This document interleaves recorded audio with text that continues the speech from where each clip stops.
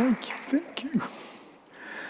Oh, friends, yeah, it's good to be able to gather here in the presence of God and to be in a posture of eager learning and a desire to want to engage His truth. So on this first Sunday of July, where I know the temperatures are going through the roof, I'm hoping that we'll be able to just remain cool about what we're going to be studying, because it is some hot material. Yeah, you got to use it, you got to. So let's draw our attention to 2 Corinthians. This is a fantastic passage, and I just want to set it up just a little bit. Paul wrote, we know, 2 letters, 1 Corinthians and 2 Corinthians, and some scholars say, well, 2 Corinthians really is split up into multiple different letters that have been spliced together and compressed into one fine piece. Whatever. The reality that I know is that when I read through 1 Corinthians all the way through 2 Corinthians, here's what I know, is that Paul was working with a pretty ornery group of people in Corinth and just trying to get them to understand what it is to live into a life of faith. And they were a people that were really trying themselves. I'm not going to discount them, but there is this aspect where there is a little tension between Paul and the church of Corinth. And you'll read about it in 1 Corinthians, in the first chapter there. You'll see what that tension is. And then you'll see all the more about it in the first couple of chapters of 2 Corinthians, where Paul is pretty much pouring out his heart to these people about his frustration. And we come to this text here, and he's doing a great job. I mean, you want to read something that how to handle people that are difficult, you got to read how Paul handles the church of Corinth. So he sets this thing up with them, and it's really quite well done as he challenges them in an act of discipleship that can be a little bit squirmy. All right? So let's take a peek at chapter 8. We're not going to read the whole chapter, but I recommend you read both chapters 8 and 9 later on. You get the whole flavor of what Paul's talking about here. But here we go. And now, brothers and sisters, we want you to know about the grace that God has given the Macedonian churches. In the midst of a very severe trial, their overflowing joy and their extreme poverty welled up in rich generosity. For I testify that they gave as much as they were able, and even beyond their ability, entirely on their own. They urgently pleaded with us for the privilege of sharing in this service to the Lord's people. And they exceeded our expectations. They gave themselves first of all to the Lord, and then by the will of God also to us. So we urge Titus, just as he had earlier made a beginning, to bring also to completion this act of grace on your part. But since you excel in everything, in faith and speech and knowledge and complete earnestness and in the love we have kindled in you, see that you also excel in this grace of giving. I am not commanding you, but I want to test the sincerity of your love by comparing it with the earnestness of others. For you know the grace of our Lord Jesus Christ, that though he was rich, yet for your sake he became poor, so that you through his poverty might become rich. And here is my judgment about what is best for you in this matter. Last year you were the first not only to give, but also to have the desire to do so. Now finish the work, so that your eager willingness to do it may be matched by your completion of it, according to your means. For if the willingness is there, the gift is acceptable according to what one has, not according to what one does not have. Our desire is not that others might be relieved while you are hard pressed, but that there might be equality. At the present time, your plenty will supply what they need, so that in turn their plenty will supply what you need. The goal is equality, as it is written. The one who gathered much did not have too much, and the one who gathered little did not have too little. That's God's truth. Let's do some praying. Lord God Almighty, we thank you so very much for a time that we have to gather here. For on this weekend in which we anticipate a a celebration of independence, all the more we recognize the independence that you have given to us. So Lord, even now, as we encounter your truth, we pray that your Spirit would move amongst us so that the words of my mouth and the meditations upon our hearts would be made acceptable in your sight. For you alone are our rock and our Redeemer. Amen. We are on the cusp of the 4th of July, my friends. And you know, the 4th of July wasn't the end of everything. It wasn't the culmination. It was actually the beginning. It was on that July 4th in 1776 that, they all gathered together and signed that Declaration of Independence. But that was just the beginning. Matter of fact, there hadn't been any full-scale military engagement yet. Sure, the shot that rang out already happened about 10 months prior to that, but there was no real military engagement until that August, really, when it really came down to a head-to-head battle. And it was the Battle of Brooklyn, or the Battle of Long Island. And one historian puts it this way, that there was no more, important hour in the history of the United States than what took place in the Battle of Brooklyn on August 27th, 1776. You see, at that time, what was happening was that the British, under General Cornwallis, were holed up in what's known as the Stone House. And they were in there, kind of garrisoned in, and they were making an advancement against the American Patriot forces. And they were so strong that they were decimating the American forces, who were seeking their own independence from the British Crown. And you know what happened was, in the midst of this, Washington had called for a full retreat to try and regroup the troops. Well, as they were retreating, they had to go through a kind of a squeeze point, and right there, Cornwallis was picking off the troops like they were cherries off a tree.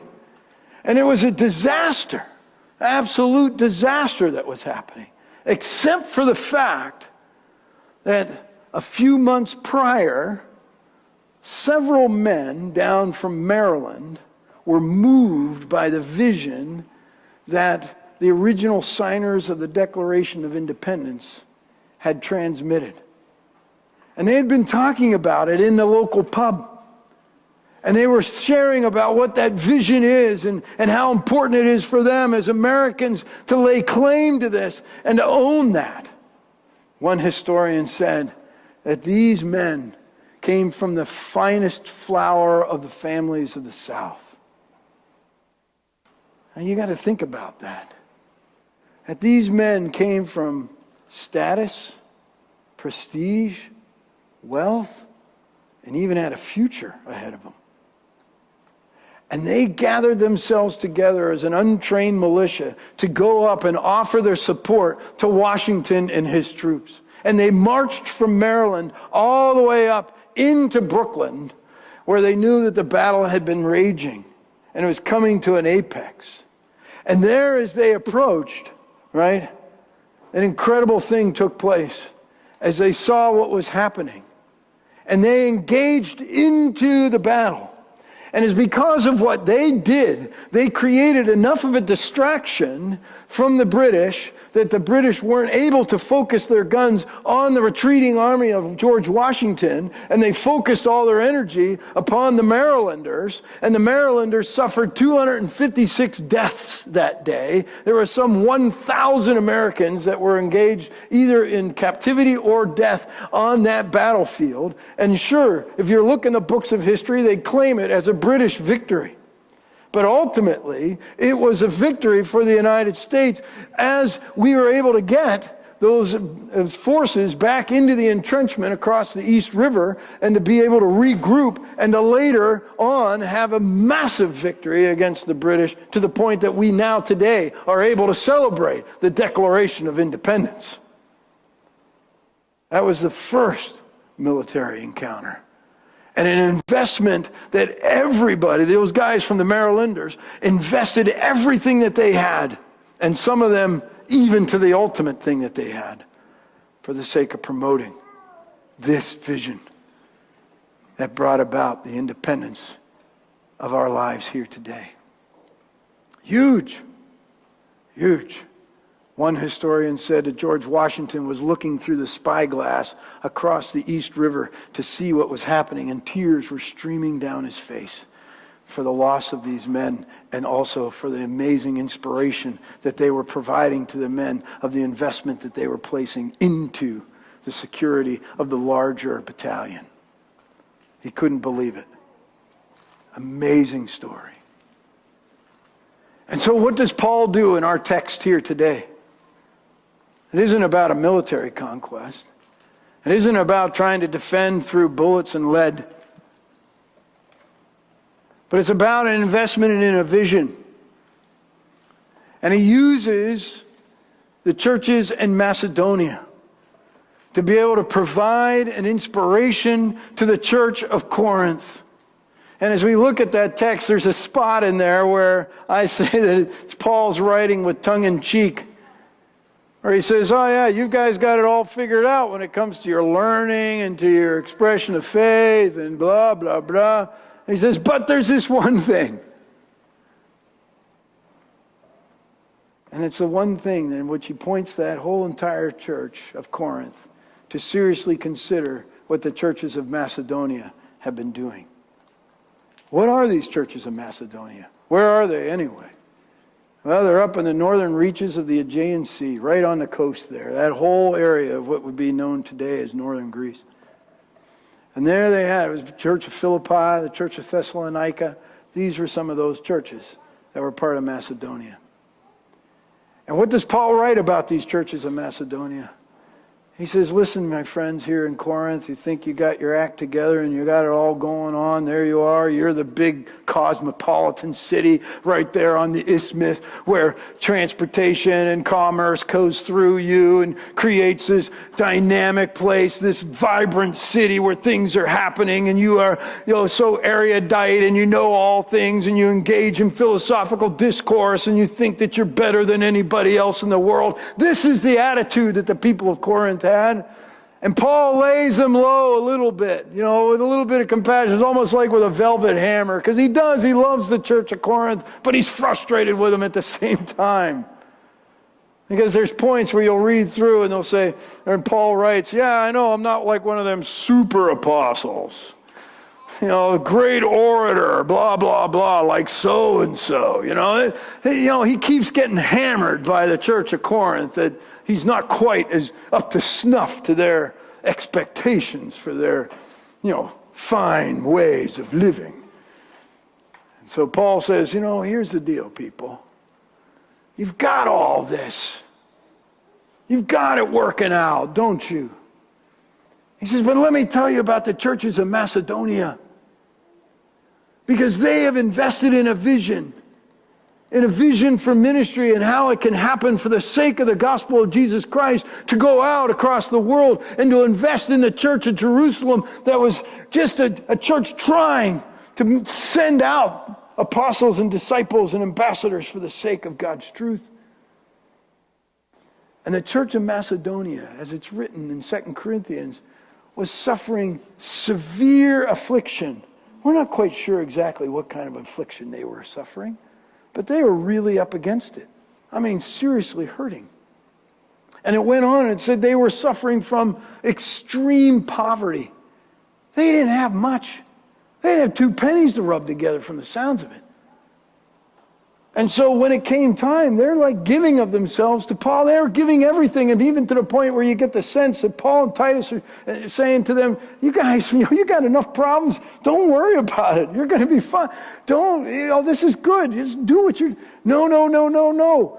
We're begging, one translation says. They were begging Paul. We want to do this. Please allow us to offer this support for the larger church.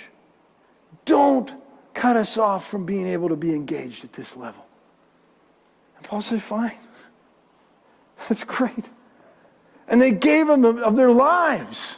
They gave of themselves. Everything that they had available to them, and even beyond, writes Paul.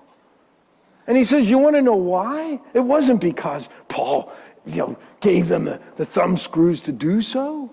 It was because they recognized God first in their lives. That's what they saw. God first was preeminent in their lives, and that inspired them to give out of gratitude. These past 2 weeks, we just had 105 kids running around here for Summer's Best 2 weeks. We had some 25 staff, high school kids and college kids, running around working with these kids, these young campers. And let me tell you something. When you see what those college kids and those high school kids did, mostly high school kids, how they invested into the vision of what Summer's Best 2 weeks was doing, you too would be inspired. They didn't have much. They didn't have much at all, but what they had was the gift that God has given to them. The enthusiasm that they had, what do I want to call it? It's just an unquenchable spirit that they had to go out and invest in the lives of these campers, to the point that they're out there teaching archery in the pouring rain, that they're running around in the heat and helping kids learn how to do the standing broad jump. They were teaching Bible to these kids.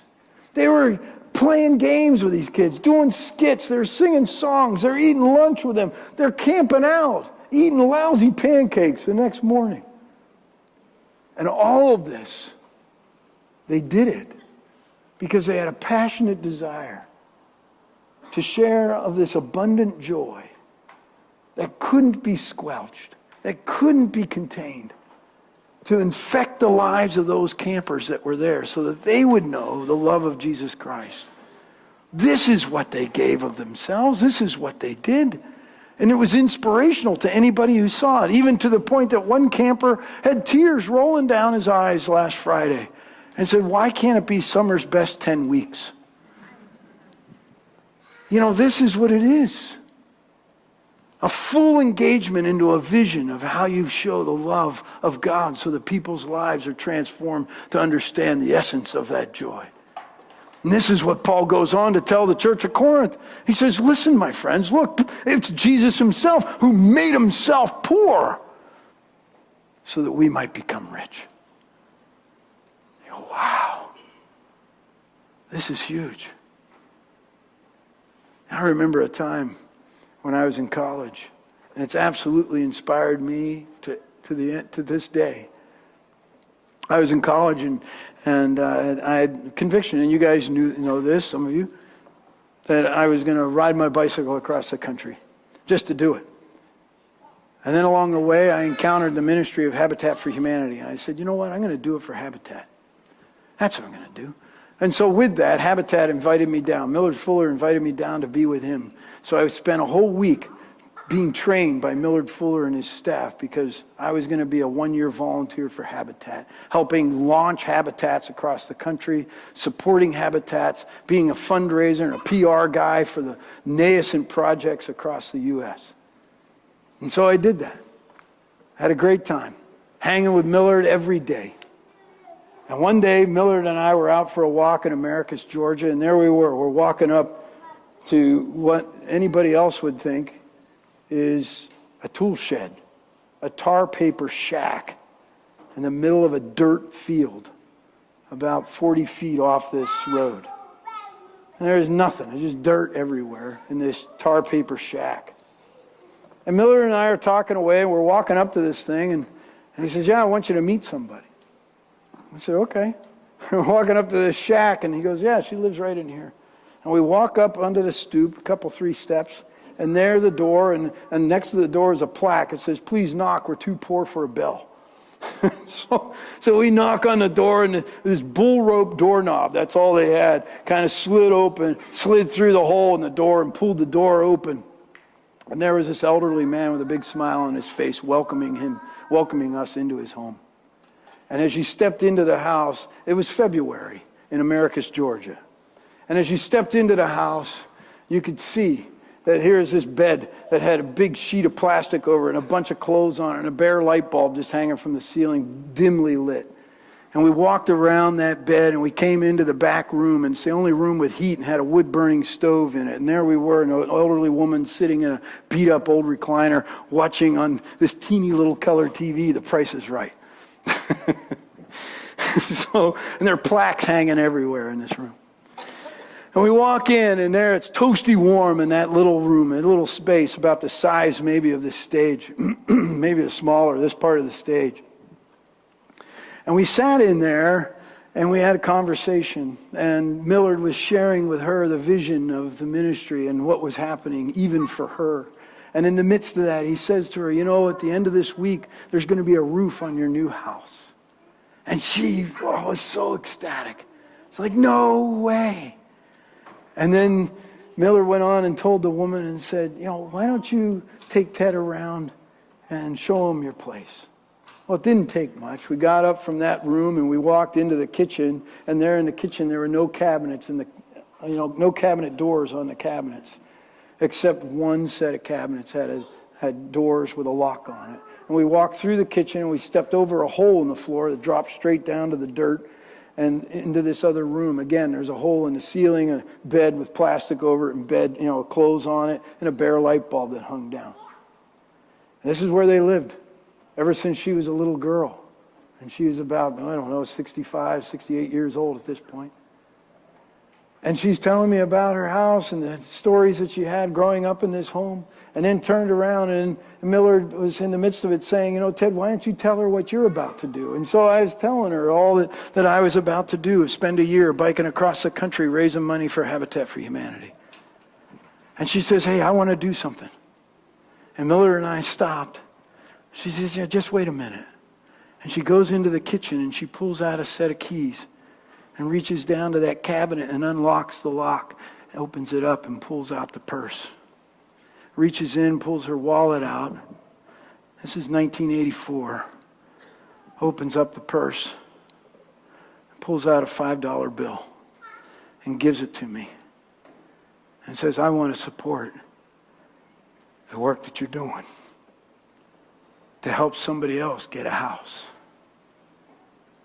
You could have knocked Millard over with a feather. I looked at that $5 bill and thought, oh my lands, this is like $500,000.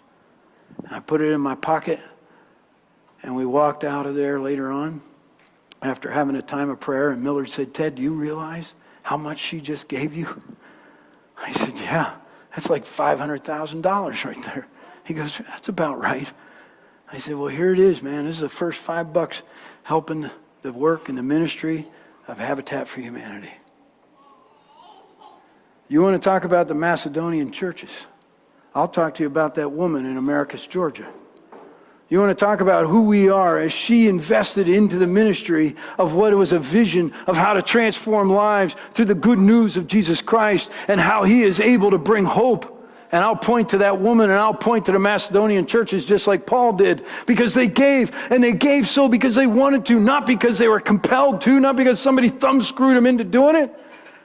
Because they recognize it's God first, others second, yourself third. And they stepped into that reality and they recognized their importance of investing into the ministry of Jesus Christ and what he's doing. Do you realize here out of Hampton Presbyterian Church what we are doing? Not only we just finished a camp that impacted the lives of kids, but next week we're getting ready to send a whole team of kids to Kentucky to impact the lives of people who live in Appalachia in similar, absolutely destitute situation.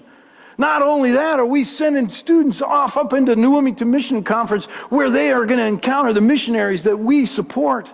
And they're going to see how the message of the gospel goes out and brings about hope and peace and that abundant joy. This is what we do. This is the vision that we have at Hampton Presbyterian Church, that we send people out as ambassadors. Are you a part of that vision? Do you understand the essence of what that means? Oh, my lands. It is amazingly inspirational. And how is it that we are engaged in the support of that? To step up, to march from Maryland all the way up into Brooklyn to say, we want to be there, we want to be a part of this, because we understand what's happening. This is what we do. This is who we are.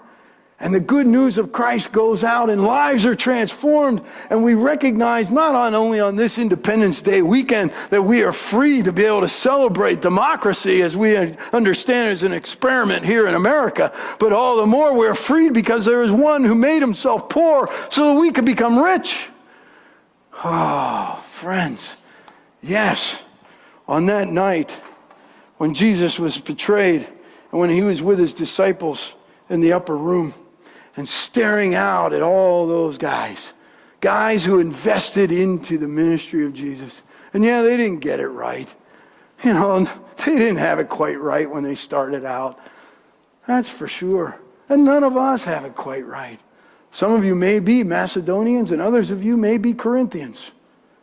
That's okay. We all have room to be able to grow in our relationship with Christ, to be able to understand who it is that he's called us to be, and how we're going to engage into that ministry.